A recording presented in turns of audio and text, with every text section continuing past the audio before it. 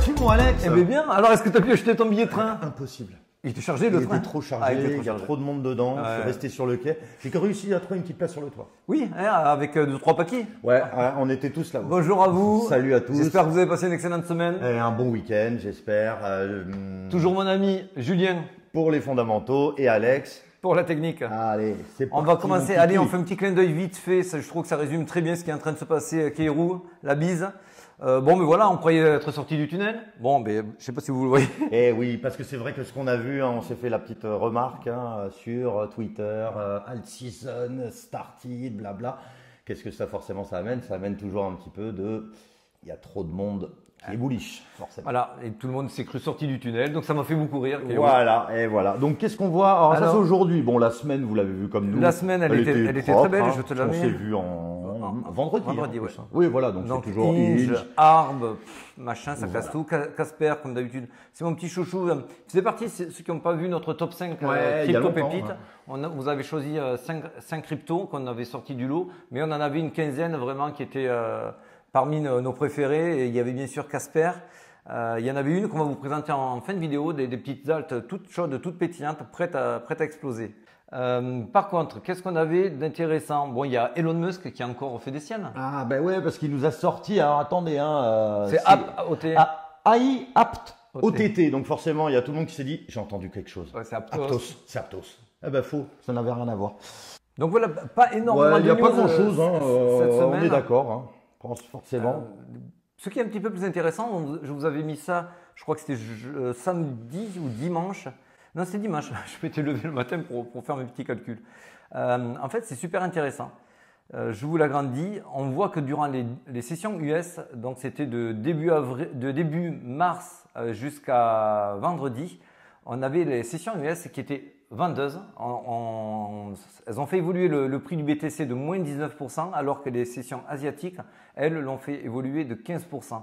Le reste, c'était hors week-end, pendant le week-end, hors marché et Union européenne. Donc, c'est super intéressant comme data. C'est qu'on voit que pour l'instant, les institutions américaines ne sont pas encore acheteuses de Bitcoin. C'est surtout l'Asie et le reste qui font le taf. Ou certains particuliers américains, mais on n'est pas du côté des pros, on n'est pas durant les sessions US. C'est vrai qu'ils ont la régulation, ils ont un dollar extrêmement faible, donc s'ils favorisent encore le Bitcoin, va encore s'effondrer. Il y a toujours ce côté, si un petit peu, ils sont dans un espèce d'étau. Mais on voit bien que la Chine, quand même, eux, c'est pour ça qu'on vous a titré aussi dans les mini-titres, la Chine, besta culotte, c'est l'Asie qui pilote. Parce qu'en fait, eux, ils en sont au 5e mois où ils cumulent de l'or. Ils ont un ATH sur leurs réserves d'or. Je crois que c'est plus de 2080 tonnes d'or. Arrêtez-moi si je me trompe, mais c'est quelque chose comme ça. C'est colossal. Eux, ils stockent. Valeur refuge. Ils sentent une récession arriver.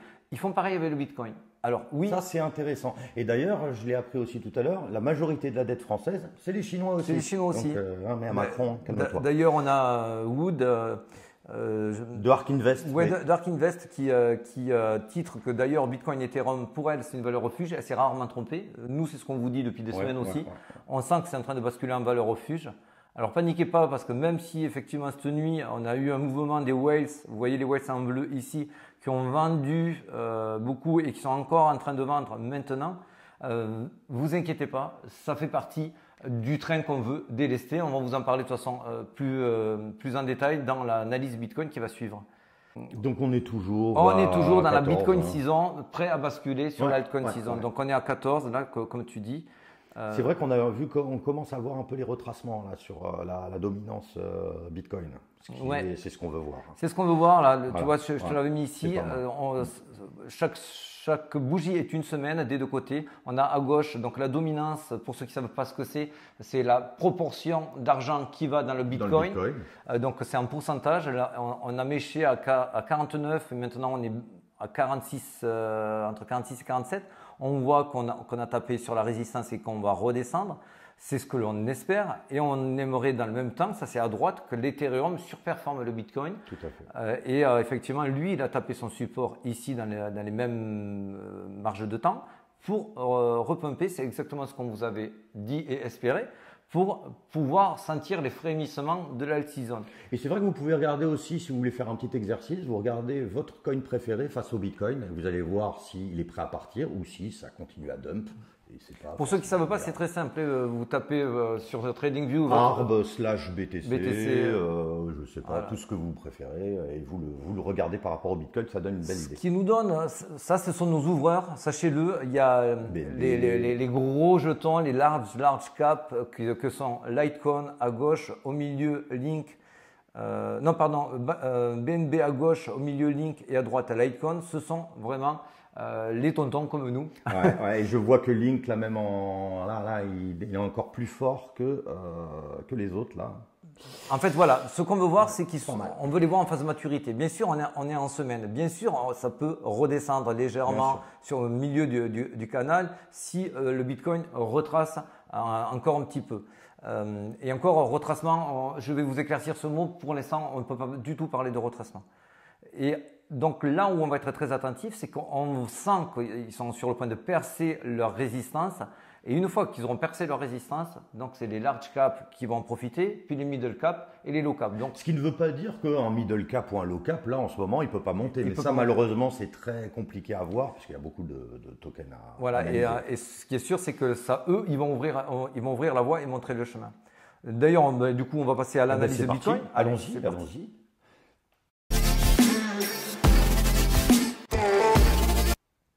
Ça, c'était semaine dernière. On vous avait titré, non, vous n'avez pas titré, on vous avait expliqué que si on manquait de gaz, on était aux alentours de 30 500. Si on manquait de gaz pour remonter au 31, il y avait de fortes chances qu'on descende en dessous des 30 000.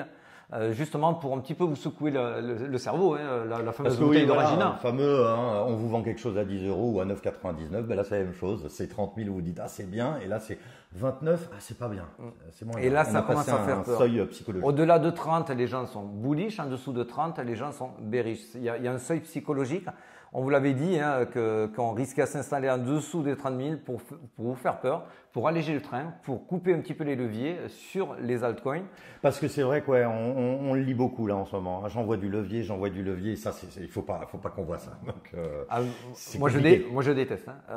Et c'est là on voit fleurir les x50, j'ai fait x15 et c'est surtout fuyez cela parce qu'en fait ça d'abord quand on vous met des fois 20, 50, x 100 en levier et qu'on vous montre regardez j'ai fait 1000, 2000, 5000, 10 000. C'est facile, on peut tout Ils le vous faire, ne mettront jamais leurs pertes. Donc déjà rien que pour ça, c'est pour moi des informations erronées qu'on vous donne.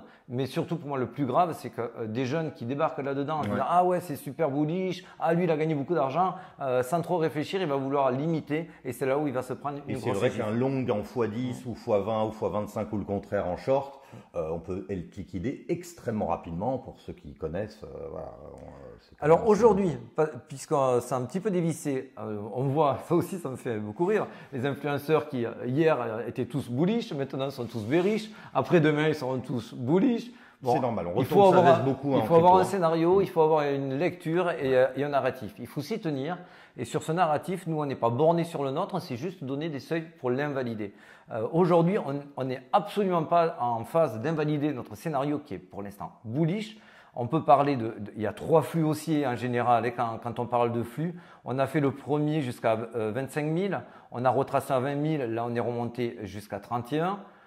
Oui, il peut y avoir de la consolidation. Pour moi, c'est plus vous secouer le cerveau pour vous faire lâcher les leviers. 2 semaines. Peut-être pas 2 semaines, mais cette semaine, ça va pas être super sexy. Ouais, je pense qu'on va latéraliser, on va rester là-dedans. Mais pour moi, il faut qu'il y ait forcément cette respiration parce que regardez, on rentrait, ça c'est le William R, je vous conseille de le mettre sur achat, donc cupidité, bêtise. Quand on rentre sur la zone du haut, à savoir là vous la voyez en jaune, on peut y rester longtemps. C'est pour ça que c'est pas non plus un élément déterminant et ce n'est pas un signe de renversement.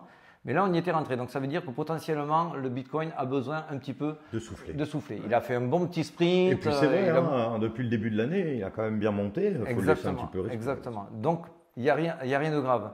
D'autant plus que si on regarde un petit peu plus en détail, tiens, ça... là, ça short de malade. Regarde ici, on est full short. Et si on regarde ici sur Lunar Crash. Ah ouais, ça c'est bien. Donc là, en fait, vous pouvez voir en violet, donc c'est le sentiment bearish. et en rose, le sentiment bullish. Oui, alors ils nous ont pas trop aidé sur les couleurs. Hein. C'est vrai. Mais donc en gros, voilà, vous voyez que le sentiment bear est on a revenu. 24% pour le sentiment bearish et 22% pour le bullish. Donc on devient plus bearish que bullish, donc on short plus qu'on ne long. C'est ce qu'il faut aujourd'hui pour décharger le train. Vous secouez un petit peu et dès que ça va remonter, les gens ils vont lâcher leur levier. Pour les plus patients, les investisseurs, etc., ne regardez même pas cette semaine, il n'y a rien forcément. Voilà. Pour les day traders, les swing traders et autres, là oui, ça peut. Alors on est conscient que ça fait peur, mais comme disait Maître Yoda, si trouille tu as, trader tu ne dois. Ah, c'est vrai. Exactement. C'est dans quel Star Wars? Je sais pas. Bon, c'était pour la petite blague, bien sûr. Et on n'est toujours pas des acteurs. Si, c'est bien, c'est bien. Il faut nous envoyer des blagues. On va finir avec deux choses. Un petit peu d'intraday avant de vous montrer les alts. Alors en intraday, on avait ici une zone qui était à c'était entre 30 000 et 30 200. Il y avait une zone d'imbalance. On est venu la combler. Il y avait un trou dans la value. On est venu la combler. C'est ce qu'on vous avait montré la semaine dernière. Donc on savait qu'il y avait des chances d'y retourner. On a bien sûr, là on travaille cette zone d'imbalance maintenant que je vais vous enlever qui n'est plus valable puisqu'elle a été gommée. On va faire un petit peu de volume dans le trou de la value. Le trou de la value, pour ceux qui ne le savent pas, c'est une zone où il y a eu très peu de volume qui ont été exécutés et le cours du Bitcoin est toujours attiré pour combler cela. La nature n'aimant pas le vide. Et c'est vrai qu'hier, quand on s'est textoté, on parlait un petit peu de ce petit fake-out hier et on se disait, ça c'est jamais bon signe parce que ça peut amener aussi un petit nettoyage au-dessus, histoire de faire partir tout le monde. Exactement, parce qu'en fait, ici, on avait accumulé ici et ici beaucoup de shorters. Donc, si le marché devait baisser, ne devait pas embarquer avec eux ces shorters, il fallait les sortir. C'est pour ça que quand on a vu ce pump-là en fake-out, je t'ai envoyé dessus en te disant… On s'est dit, il faut faire attention. Là, ça va, moi, j'aime pas. En plus, surtout le dimanche. Dimanche soir. Ça va dumper. Donc, moi, j'ai ouvert mon petit short sur Ether pour me couvrir. Je suis très content d'ailleurs d'avoir fait ça. Donc, ce fake-out était magnifique. On a pumpé pour de suite après descendre. Et là, quand on descend… quand on va au sud, on ne va pas au sud juste pour mécher, pour venir sortir là. On y va vraiment pour vous secouer. Ouais, et pour vraiment changer d'émotion. Voilà, c'est pour ça que pour moi, je ne pense pas qu'on va s'arrêter à cette première zone d'imbalance. On va aller à cette deuxième zone d'imbalance dans laquelle j'espère qu'on va y passer pas trop de temps. Oui, je vous avais mis ces deux lignes vertes pour vous encadrer le range. On est dans un range entre 28 500 et 31 000 pour résumer.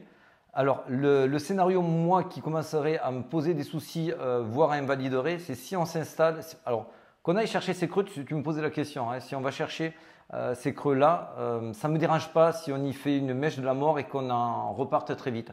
En revanche, si on s'y installe pour faire quelque chose comme ceci, là, là c'est un retournement et là, on invalide notre scénario. Donc, on sera le premier à vous le dire. Pour l'instant, ce n'est pas du tout le cas.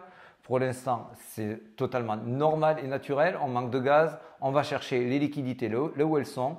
Donc oui, on va aller très certainement dans la zone des 28 500 jusqu'à 29 000. Commencez à vous faire un petit peu peur, flipper, à vous dire ça y est, peut-être je vends à perte. Donc pas d'inquiétude. Regardez d'autant plus qu'ici, je vous l'avais encadré volontairement. On est sur un stop de Fibonacci justement à 28 500. Donc, ça serait absolument pas déconnant de marquer la fin de notre second flux haussier sur cet arrêt-là de Fibonacci pour repartir et faire notre troisième flux entre 37 et 40 000. Ça, c'est dans un second temps. Donc voilà, pour l'instant, tout va bien. Et puis n'oubliez pas, on est à 29. Hein. Souvenez-vous, il y a quelques mois au préalable, on était à 15 500. Et le Bitcoin ne remontera jamais sans retracer de quelques pourcentages. Alors, je le redis, ce n'est pas forcément un retracement pour moi, parce qu'un retracement, c'est des personnes qui débaguent pensant que c'est fini. C'est pour gommer les exagérations d'achat, des FOMO. Et là, il n'y a pas de FOMO pour l'instant. Il y avait juste une excitation. On veut tous passer bullish. Et le marché a vous… Ah, tu veux passer bullish? Bam, C'est pas balayette. encore l'heure. C'est pas encore l'heure. Non, petite balayette Ouais, pour vraiment vous calmer et c'est exactement ce qu'ils veulent pour que les gens descendent du train et que le train parte sans. Et même, c'est ce qu'on veut aussi, forcément, parce que plus on sera là, on aura un train léger, plus on montera. Il y a Donc on a quelques- aussi des petites annonces quelques données côté, catalysantes. catalysantes. Il y en a beaucoup Il y a d'ailleurs. beaucoup de résultats de grandes entreprises américaines et autres qui sont attendus cette semaine. Pour faire court, c'est surtout mardi avec Goldman Sachs, Netflix, machin, tout ça. Donc les données sont plutôt attendues positivement, Ouais. ce qui pourrait maintenir le Bitcoin aussi dans un range entre les 28,5 et les 30. C'est notre estimation. D'ailleurs, c'est ce qui s'est passé aussi sur le CAC 40, publication du LVMH, etc., qui est au-dessus des attentes. Forcément, ça le maintient en ATH. Et c'est pour ça qu'on ose quand même vous montrer 3 altes qui sont calientées. Voilà, alors qui celui-là, je connais qui One sont Inch. chaudes. Alors, il y en a une très connue et une moyennement connue et une peu connue. Alors, One Inch, alors attention, là on parle que de technique. Pour les fondamentaux, faites vos recherches dessus si ça vous plaît le jeton ou pas. C'est pas le propos, c'est juste qu'il y a des jetons qui sont prêts à exploser. Alors, d'abord, One Inch sur Fibonacci, il est dans sa zone de rachat, contrairement à Bitcoin et Ether qui en sont sortis légèrement. Ouais. Donc là, ça a du sens de se repositionner dessus. On est en train de faire une tasse Hans, c'est une figure chartiste très connue et très appréciée, qui normalement fait des gros pumps vers le nord. Ceci, c'est bien sûr conjugué au fait qu'il y a les volumes qui reviennent avec une volatilité très faible et on n'est pas en surachat ici, on n'est pas dans la zone jaune comme je vous l'ai montré au préalable sur le Bitcoin. Donc, One Inch, bravo, il a un bon coup à jouer. Il y a aussi BLZ, Bluzel, qui lui aussi est dans sa zone de rachat. Lui aussi, il est en train de vouloir de faire des W sur W, de confirmer une cassure s'il dépasse les 0,12. S'il dépasse les 0,12, c'est extrêmement bullish. Bien sûr, pareil, les volumes qui reviennent, une volatilité faible et on n'est pas en surachat. C'est toujours ce qu'on veut pour ce genre de coin. Le dernier, lui un petit peu plus risqué, mais c'est mon chouchou, c'est Luxeo. Lui, volatilité faible. On est un petit peu en surachat sur le William R et là en l'occurrence le RSI parce qu'on a peu de data, notamment sur les volumes. Mais il a une superbe pattern, il y a un très faible market cap, je pense qu'il peut aller très haut. Moi je l'ai eu à 10-11, donc je suis déjà très satisfait par tout ça. Voilà, la semaine prochaine on vous en présentera 3 de plus. Ouais, exactement. Donc on va se retrouver vendredi. On se retrouve vendredi. Voilà, on se dit au revoir. Allez, ciao, et on ciao. se souhaite bien. À très vite. Allez, salut ciao, mon amigo. ami, salut à les vous. amis, au revoir.